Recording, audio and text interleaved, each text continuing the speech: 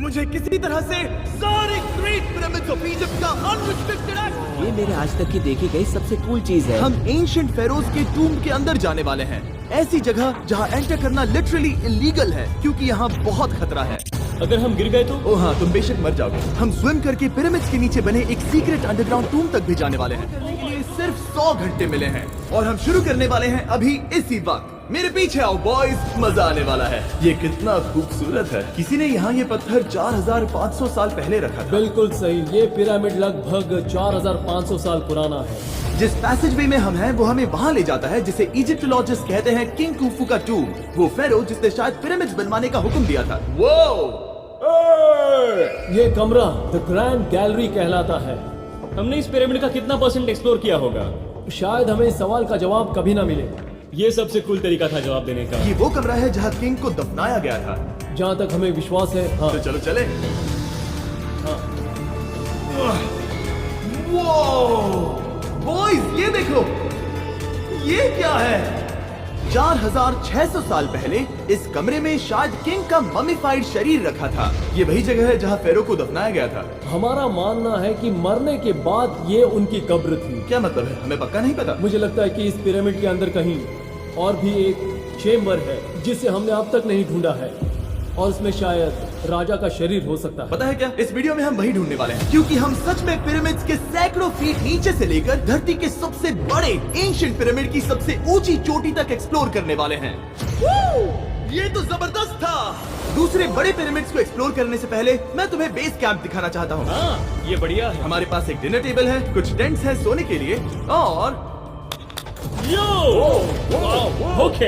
यहाँ तक कि हमने लाइट्स भी लगाई हैं ताकि तुम पिरामिड्स को कैंप से देख सको। ये इस दुनिया की सबसे महंगी नाइट लाइट होगी। ये है वो पिरामिड जिसे हम एक्सप्लोर करने वाले हैं। मुझे सुबह 5 बजे शुरू करना है, तो सब जाके सो जाओ। ये पिरामिड्स अपने समय के लिए इतने टेक्नोलॉजिकली एडवांस थे कि कुछ लोग इनका क्रेडिट प्री इजिप्शियन सिविलाइजेशन को देते हैं, जबकि कुछ लोग तो एलियंस की थियरीज की ओर भी इशारा करते हैं। लेकिन इजिप्टोलॉजिस्ट को यकीन है कि इन्हें पहले के इजिप्शियंस ने अपने किंग्स के टूम्स के रूप में बनाया था। और इस वीडियो के अंत तक हम पता लगा लेंगे कि इनमें से कौन सी थियरी सच है। ठीक है बॉयज, उम्मीद है तुम अगला पिरामिड एक्सप्लोर करने के लिए तैयार हो। The pyramid of खाफरे। आखिर इस विशालकाय रचना की खासियत क्या है? हमें ये समझ आया कि हर पिरामिड के बाहर की केसिंग कैसी दिखती थी। एक जमाने में ये सब ऐसे ही दिखते थे। मतलब जैसे एलियंस ने इन्हें बनाया था वैसे? एलियंस ने नहीं बनाया। रामी हमें धरती के नीचे लगभग 100 फीट खाफरे के पिरामिड में गहराई तक ले गया। यहाँ एक ऐसी जगह है जहाँ इस आधुनिक दुनिया में से शायद ही कोई गया होगा। सच कहूँ तो हमें भी नहीं पता था कि हमें नीचे जाकर क्या देखने को मिलेगा।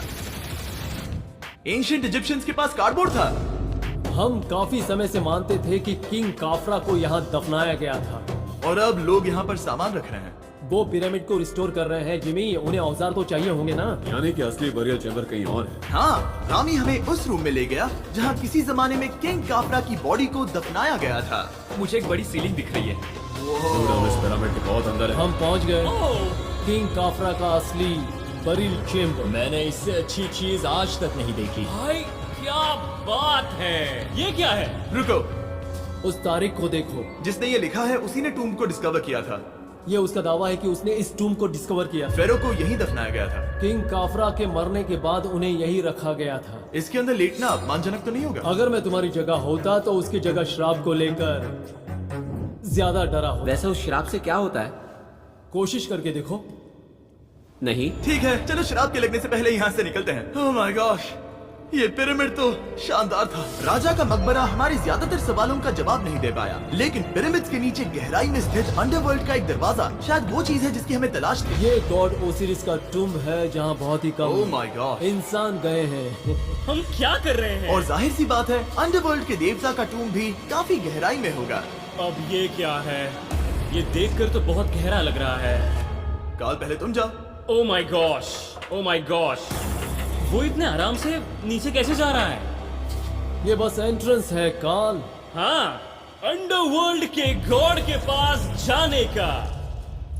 ये सीढ़ी काफी लंबी है। ये सच में बहुत गहरा है। अगर तुम गिरे तो ओह हाँ, तुम पक्का मर जाओगे। हाँ। अब तो सच में डर लग रहा है। मुझे इससे मजा नहीं आ रहा है। और जहाँ हम सब पहले से ही डरे हुए थे, वहाँ आगे जाके हमें ये दिखा। 3000 साल पुराना इंसान। इंसान? मैंने इसे हाथ में क्यों पकड़ा है? ये खोपड़ी का हिस्सा ये है? एक खोपड़ी है। हाँ। Oh my God! जब हम नीचे जाएंगे हम इतनी गहराई में होंगे कि ऑक्सीजन की कमी से बेहोश होने का भी खतरा रहेगा। बिल्कुल सही। अब चैंडलर ओजाइरिस की कब्र की ओर बढ़ रहा है। ठीक है, ये मैं चला। ओह, मैं पानी में हूँ। वो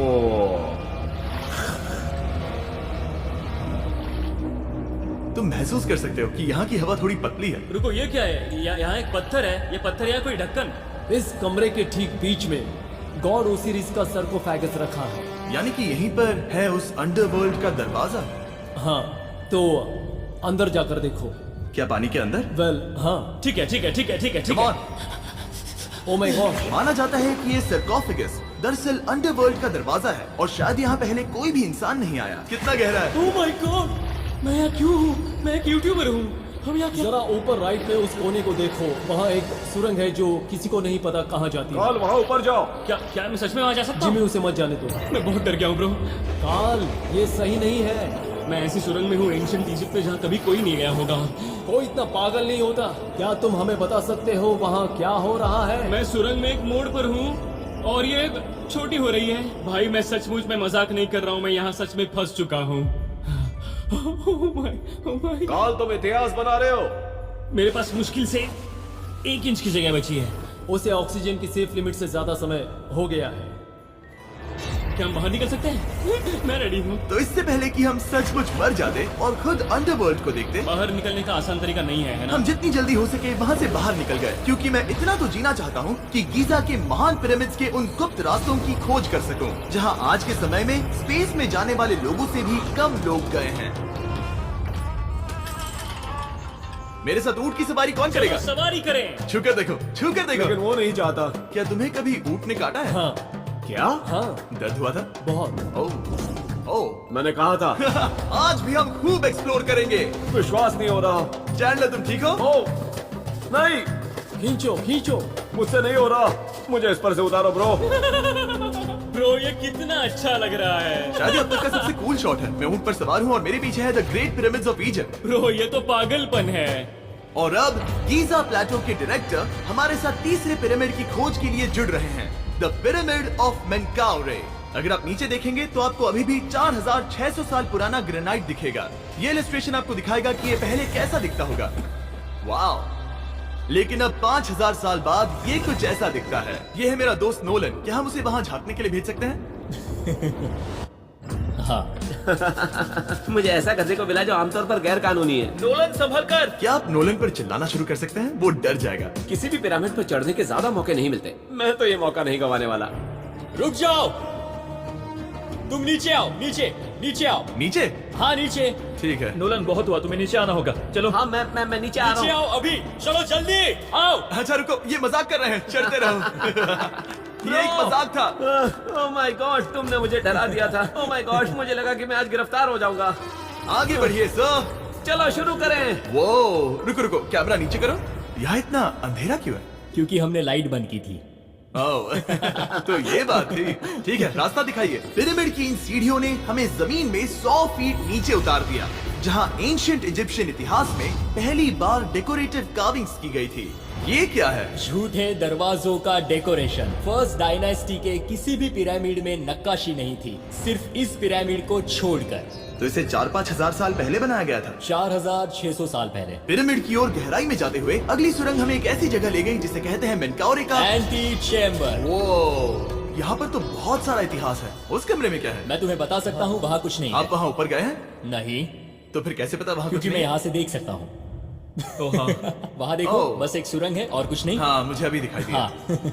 सवाल पूछना जरूरी है। द पिरामिड ऑफ मेनकाउरे, जो अपने कॉम्प्लेक्स पैसेजवेज के लिए जाना जाता है, वो हमें ले गया उसके बरियल चेम्बर तक। तो ये है किंग का कमरा और इसकी गुंबदनुमा छत भार को झेलने के लिए बनाई गई थी। उन्होंने 5000 साल पहले ये सब कैसे जाना? अगर तुम पिरामिड बना सकते हो तो कुछ भी बना सकते हो। हाँ, कुछ भी कर सकते हो। कुछ भी कर सकते हो। बाहर आते वक्त मेरे मन में एक सवाल आया, इस पिरामिड के बाहर 3 और छोटे पिरामिड्स क्यों बने हैं? ये 3 छोटे पिरामिड्स क्या हैं? मेनकाउरी ने अपनी 3 पत्नियों के लिए ये छोटे पिरामिड्स बनवाए थे। तो मेनकाउरी की 3 बीवियां थीं और ये उनकी कब्रें हैं। हाँ, नोलन, इधर आओ।